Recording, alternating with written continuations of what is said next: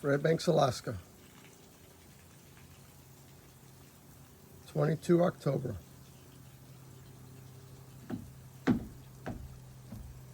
(2024). Got quite a bit of snow last night. Birds aren't even coming out.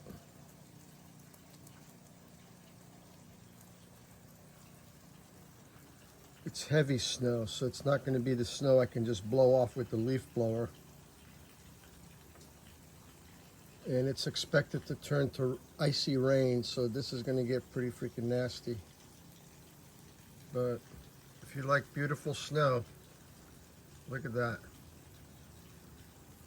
Huh? Even my swing set is under the snow. RV and boat are nice and safe down there. Nice and covered up, so no issues there.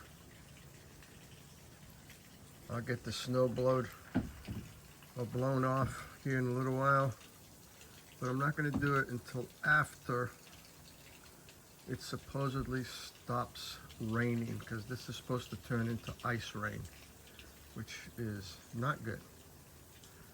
All right. Goodbye, everyone, from Fairbanks, Alaska. 2024, the first major storm of the year.